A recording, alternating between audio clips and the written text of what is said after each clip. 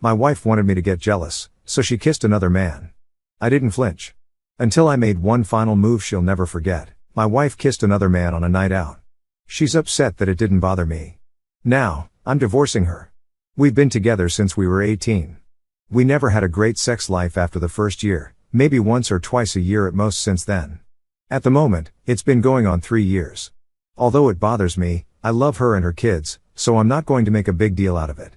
I know plenty of friends in the same situation. To provide some background, I've always carried a bit of extra weight, though I stayed active and fit through my love for sports. Roughly a decade ago, a serious illness derailed me, and the combination of prescribed medications and emotional overeating caused my weight to skyrocket to nearly 300 pounds.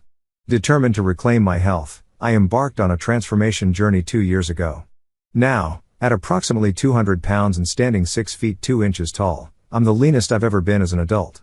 Embracing weightlifting has been a game changer, and for the first time, I'm proud to see defined abs and noticeable muscle tone. This newfound physique has shifted dynamics at home.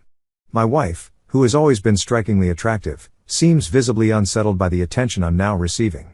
Women have begun noticing me, even reaching out via my baking-focused social media pages, drawn to my passion for creating intricate pastries. Let me be clear, despite this, my eyes and heart remain solely with my wife. I've never entertained the thought of straying, as my commitment to her is unwavering, rooted in the deep bond we've built over the years. On the night in question, my wife went out with some friends, a mix of single and those in relationships. She looked stunning, and I told her so. I even updated my phone home screen to that picture of her. One of the friends she was out with messaged me about 3 months ago, and the gist was that she knows I get no sex, my wife doesn't realize how lucky she is, and basically, did I want to hook up? I obviously instantly took a screenshot and sent it to my wife. It was around 4 in the morning when my wife slipped into the house, her footsteps soft but deliberate as she approached our bedroom. Stirring from sleep, I felt her presence as she climbed into bed, rousing me from my groggy haze. Even in my half-awake state, I sensed a heaviness in the air, a subtle shift that told me something was amiss. Concerned, I murmured, "What's wrong, love?" My voice was thick with sleep, but genuine worry cut through. She remained silent for a few agonizing seconds, her breath uneven, and when I reached out to take her hand, she flinched, pulling back as if my touch burned.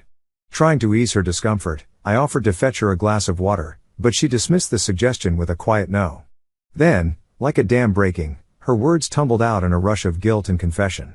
"I met someone tonight," she said, her voice trembling. "He kissed me. At first, I didn't kiss back, but then I did. For the next half hour, we were dancing, kissing constantly." Her apologies followed in a frantic cascade, each "I'm sorry" laced with desperation as she pleaded with me not to walk away from our life together. Tears welled in her eyes, and her hands twisted nervously, betraying the weight of her regret.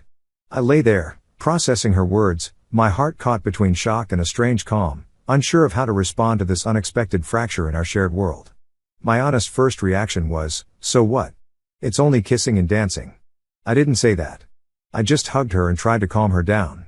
An hour or so later, once I got the right words in my head, I said, "I know you feel really guilty, but please don't. I'm not going to leave you and break up our family over some kissing and dancing, and I don't love you any less than I did yesterday. This isn't something that's going to grow and cause resentment." More or less right on cue, my phone goes off, and it's that friend of hers with a picture and video of what my wife was doing. This set my wife off again, but my feelings still haven't changed, and a month later, that remains the case. Over the past month, my wife has repeatedly questioned my devotion, claiming that my lack of upset over her actions means I don't truly love her. She's gone so far as to accuse me of secretly kissing others, suggesting that my calm response is merely a facade to hide my own supposed betrayals. These allegations sting, as they're rooted in her own insecurities rather than any truth. She's even thrown out baseless claims about my sexuality, calling me gay on multiple occasions, which is both confusing and absurd given our history. Adding to the tension, she constantly probes why I haven't initiated physical intimacy, conveniently ignoring her past insistence that she despises being touched and her explicit requests for me to refrain from making advances. I've honored her boundaries, yet she now twists this respect into evidence of my indifference. Her accusations feel like a mirror reflecting her own guilt, and this projection is wearing me down. It's as if she's orchestrating this strain in our marriage, single-handedly creating a rift that didn't need to exist. The irony is that her behavior is pushing us further apart, while I've been trying to hold our family together despite the emotional toll her words inflict. This cycle of blame is exhausting, and I'm left grappling with how to navigate her misplaced anger without losing sight of my own commitment to our relationship. How do I get through to her that she needs to stop feeling guilty and just move on because I have? It's not a big deal. I was genuinely more annoyed when she broke my baking bowl and tried to blame it on the cat. Edit. Hi all, just wanted to say thank you all so much for taking the time to respond to me. I really do appreciate it, and I'm overwhelmed that you all took the time. I'm getting asked a few questions, so I thought I'd address them here. Over the years, we have been to a few different couples counselors and sex therapists, the latest being last September for both.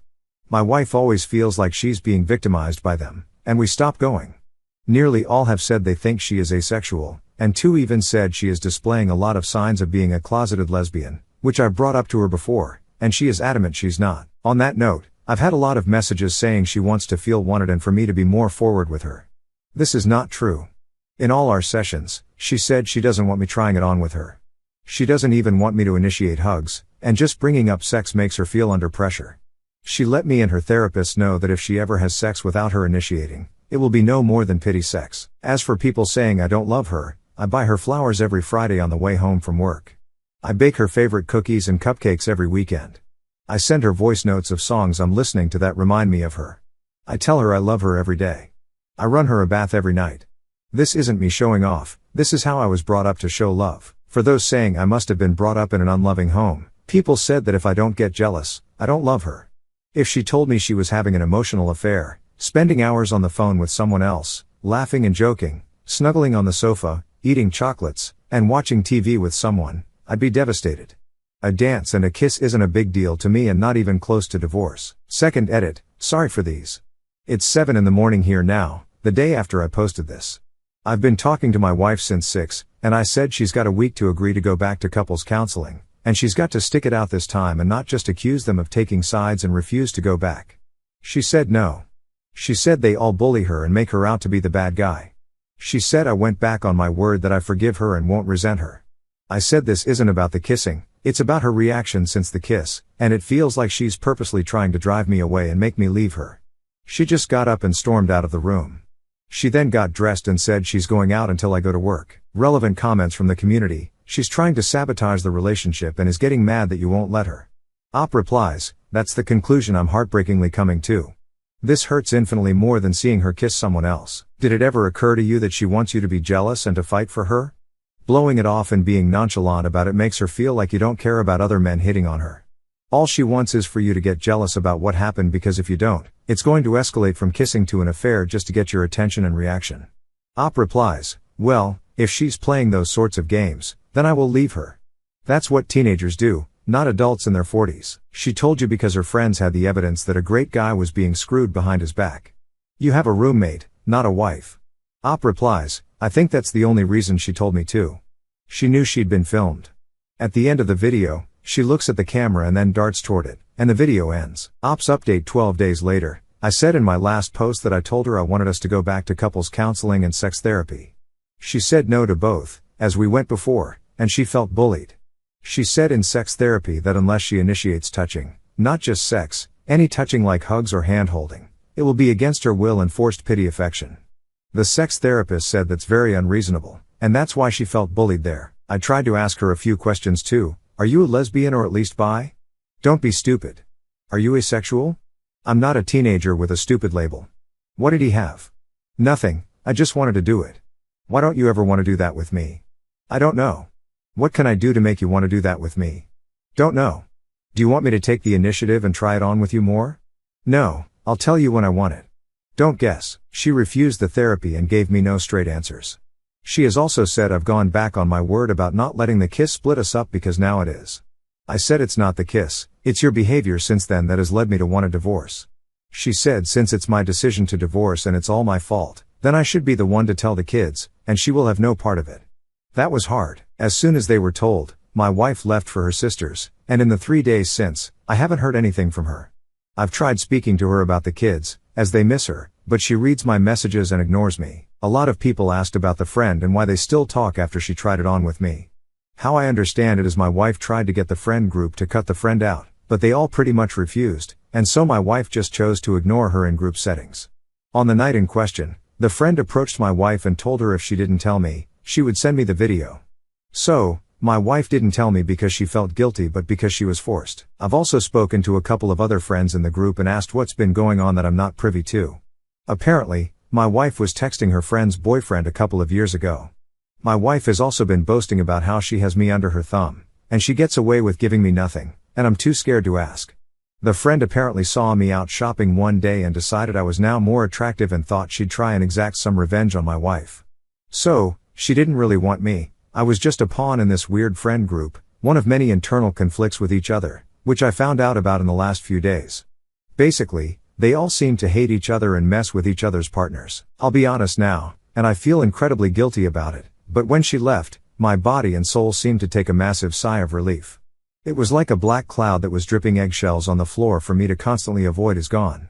I feel terrible for feeling this way, but I feel like my 6 feet 2 inches height now, rather than a browbeaten 3 feet 0 inches who was scared to even say anything for fear of being told I'm wrong, insulted, or ridiculed. It's like the blinders have been taken off. I spent the day today baking with my kids, eating Easter eggs, and watching cartoons, and I haven't stopped smiling all day. I haven't winced or broken out in a sweat worrying if I'm about to be told off about being too noisy, watching the wrong thing on TV, or if there's a wrapper on the floor. Thank you to everyone for your support on my last post. I appreciate you all. First comment, she sounds like a really horrible human being. Onwards and upwards, my brother. Op reply, she's always been a bit cold, but the last few months, she's really stepped it up. Now, there are a lot of things that have happened over the years that I'm seeing in a different light. Another comment, you sound like a good person who just wanted to save your marriage. Glad you now realize no woman is worth being treated like you've been treated. It's going to be a rough time for a while, but you're going to come out stronger and never date or marry cold, basic women again. Op reply, it is rough, and I do feel like a failure for not being enough for her, but at the same time, I genuinely feel 2 feet taller and 100 pounds lighter since she left. It's a really weird feeling. I now know I'd rather live alone under a bridge than in a household like that. Another person says, you didn't fail her, you failed yourself by believing all this toxic, abusive crap she was feeding you. That's understandable. Abuse creeps up on you until it's under your skin. It sounds like she had you convinced you could do nothing right. You deserve to be treated with respect, kindness, and honesty. These things cost absolutely nothing. They're the baseline standard for human interaction, at least if you're dealing with decent people. Op response, that's exactly how it was. I was scared to even offer an opinion on something, and I still am now. My kids asked yesterday what film I wanted to watch, and I found myself scared to give an answer, thinking whatever I chose would be rejected, and I'd be ridiculed. A community member adds, you didn't go back on your word, friend. Her actions after the fact and lack thereof is the reason. Op responds, yep, I'm still not bothered about the kiss. Another user comments, she doesn't want to take responsibility and is trying to manipulate you into being the bad guy. You want to improve the situation and improve yourself with outside help. She wants the status quo to remain and is blaming the medical professionals for making her confront the way she treats you. Covert narcissists, look it up so you don't fall into that trap again. It may suck now, but your sanity should come back to you. You've been living in her mind games for a long time. Op responds, she is 100% making me the bad guy.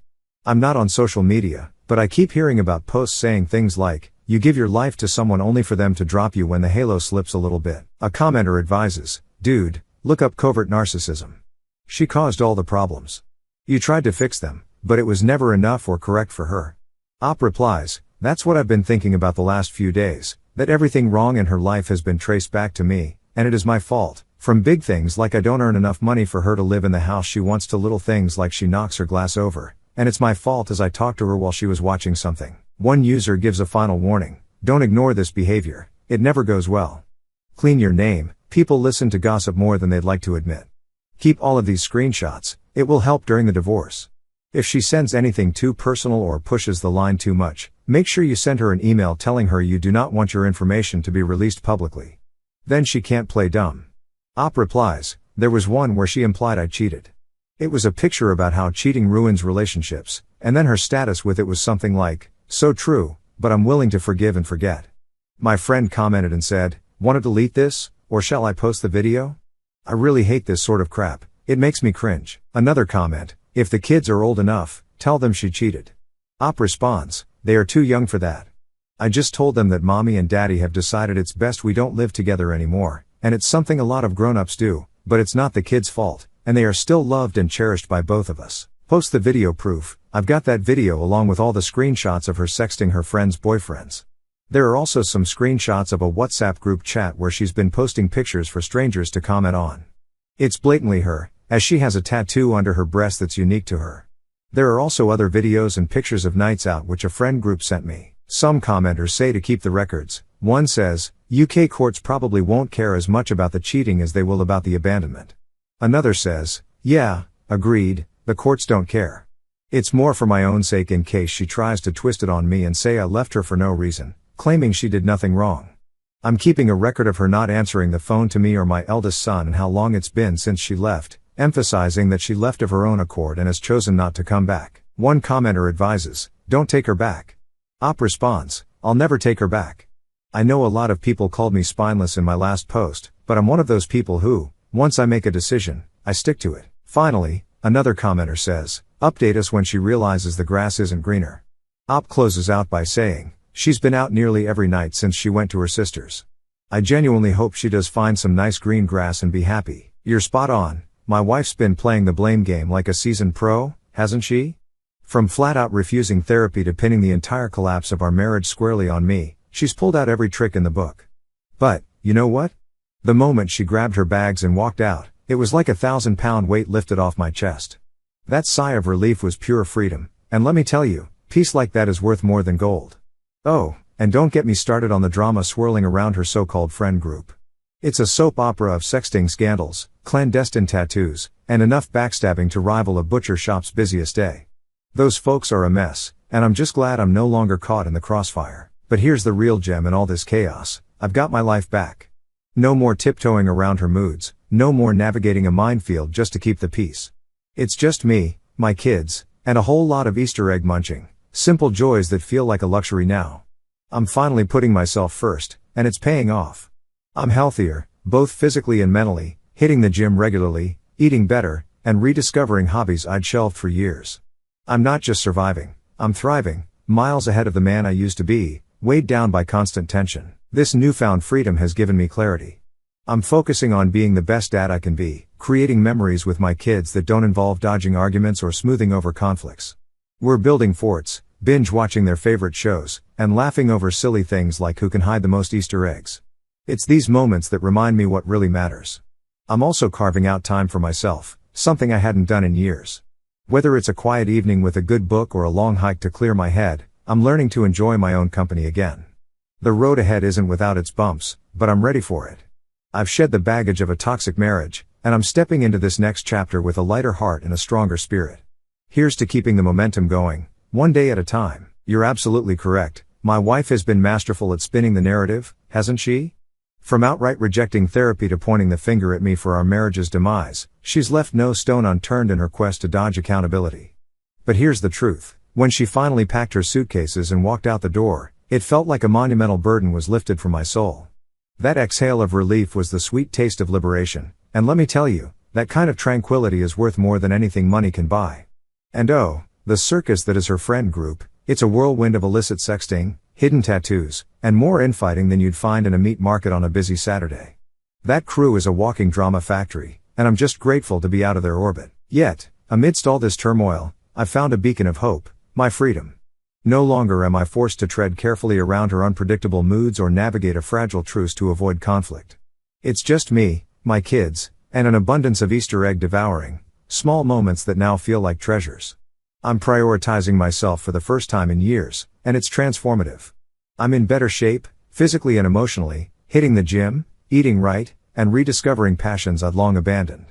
I'm not merely getting by, I'm flourishing, far removed from the man who once lived under the constant strain of a strained marriage. This liberty has brought me a newfound perspective.